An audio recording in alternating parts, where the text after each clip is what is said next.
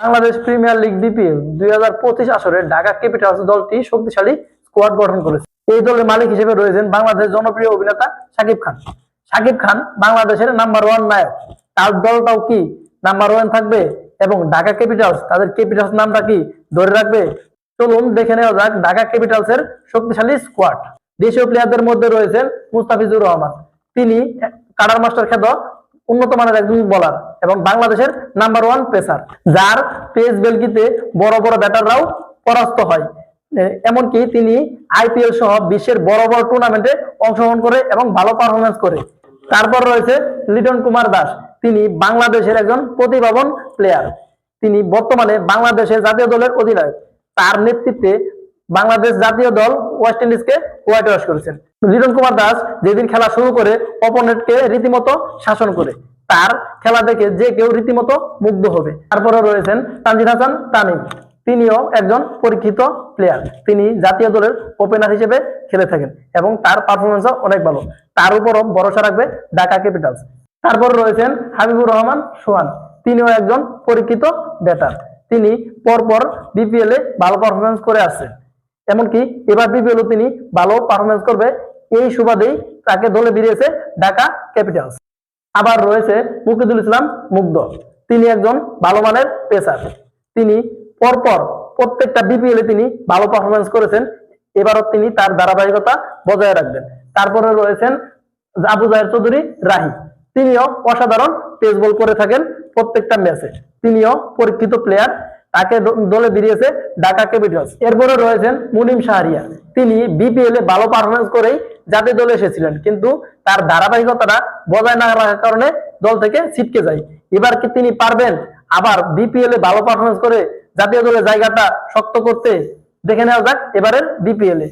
তারপর রয়েছেন আসিফ হাসান মিতুল। তিনি একজন ভালো মানের স্পিনার।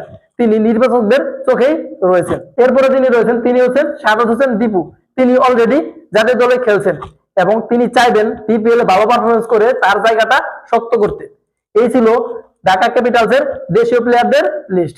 এবার আমরা যাই ঢাকা ক্যাপিটালসের বিদেশি প্লেয়ারদের তালিকায়।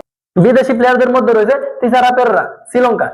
এই অলরাউন্ডার তিনি শ্রীলঙ্কার পাশাপাশি বিভিন্ন টুর্নামেন্টে জয় করে এসেছেন। এই অলরাউন্ডার যেদিন খেলা শুরু করে ব্যাটিং এবং বোলিং এ রীতিমতো জ্বর তোলে, তার সামনে প্রতিপক্ষ কিছুই মনে করেননি। তারপরে রয়েছেন Johnson Charles, West Indies. West Indies মানেই টি-20 স্পেশালিস্ট। এই স্পেশালিস্ট ভালো করবেন এবারে বিপিএল এ, তাই তাকে দলে ভিড়িয়েছে ঢাকা ক্যাপিটালস। এর পাশাপাশি রয়েছেন সাইম আউট, পাকিস্তান। তিনি একজন পাকিস্তানের ভালো পরীক্ষিত ব্যাটার। তিনি রীতিমতো ভালো পারফরমেন্স করে যাচ্ছে দিনের পর দিন। তার এই ধারাবাহিকতা বজায় রাখবে এবারের বিপিএল এ, তাই তাকে দলে ভিড়িয়েছে ঢাকা ক্যাপিটালস। তারপরে যিনি রয়েছেন তিনি হচ্ছেন শাহনেওয়াজ তাহিনী, পাকিস্তান। তিনিও একজন ভালো মানের বোলার। পাকিস্তানের পাশাপাশি বিভিন্ন লিগ তিনি খেলে থাকেন। এবার তিনি বিপিএল এ ভালো পারফরমেন্স করবে, এই আশা থাকবে ঢাকা ক্যাপিটালসের। এরপরে যিনি রয়েছেন তিনি হচ্ছেন আমির হামজা, আফগানিস্তান। তিনি একজন ভালো মানের স্পিনার। এই স্পিনার রীতিমতো বিশ্ব জয় করতে শুরু করেছে অল্প দিনের মধ্যে।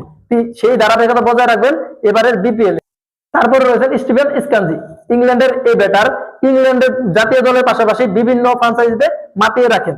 তিনি এবার বিপিএল এ ঢাকার হয়ে মাতিয়ে রাখবেন বিপিএল কে, এই আশায় থাকবেন ঢাকা ক্যাপিটাল। তারপর রয়েছেন মীর হামজা, পাকিস্তানের এই পেসার, অনেক ভালো মানের ভালো একটা স্কিলের পেসার। তিনিও বিপিএল এ ভালো পারফরমেন্স করবে, এই আশায় থাকবে ঢাকা ক্যাপিটালসের দর্শকদের।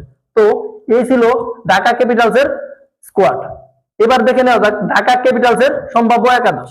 তাদের একাদশে ওপেনিং এ থাকবে তানজিদ হাসান তামিম এবং সাইম আইয়ুব।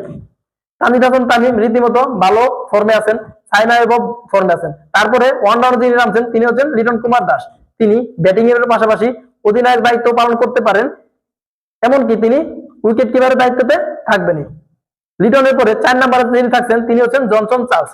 তিনি একজন ব্যাটার। তারপর 5 নম্বর রয়েছেন শাহাদাত হোসেন দীপু। তিনি একজন ভালো মানের ব্যাটার। তারপরে রয়েছেন শ্রীলঙ্কান প্লেয়ার তিসারা পেরেরা, তিনি অলরাউন্ডার। তারপরে রয়েছেন মুনিম শাহরিয়া, তিনি একজন ভালো মানের ব্যাটার। তারপরে 8 নম্বরে যিনি রয়েছেন তিনি হচ্ছেন মুস্তাফিজুর রহমান, কাটার মাস্টার খ্যাত মুস্তাফিজুর। 9 নম্বরে রয়েছেন মুশফিক হাসান, তিনিও বর্তমানে ভালো পেসারদের তালিকায় রয়েছেন। এবং 10 নম্বরে রয়েছেন আসিফ হাসান মিতুল, তিনি একজন ভালো মানের স্পিনার। নির্বাচকদের নজরে থাকবেন তিনি। এবং 11 নম্বর যিনি রয়েছে আমির হামজা, তিনিও অসাধারণ স্পিন বল করে থাকেন। এই ছিল ঢাকা ক্যাপিটালস এর সম্ভাব্য তাদের সম্ভাব্য একাদশে দুর্বল দিক হচ্ছে তাদের অলরাউন্ডার কম। এই স্কোয়াড এবং এই একাদশে অভিজ্ঞ এবং তরুণ খেলোয়াড়দের সমন্বয়ক রয়েছে, যা দলটিকে প্রতিযোগিতায় শক্তিশালী অবস্থানে রাখবে। বিশেষ করে লিটন কুমার দাস, সাইন আয়ুব, তিশারাতাররা এই একটা সাইড, ব্যাটিং সাইডটাকে তারা মজবুত করবে এবং বোলিং সাইডে মুস্তাফিজুর রহমানের নেতৃত্বে আমির হামজা তারা প্রতিপক্ষদের চ্যালেঞ্জ সৃষ্টি করবে। তো দেখে নেওয়া যাক ঢাকা ক্যাপিটালস তাদের ক্যাপিটালসটা ধরে রাখতে পারে নাকি। দেখতে চোখ রাখুন 2025 সালের বিপিএল এর পর্দায়।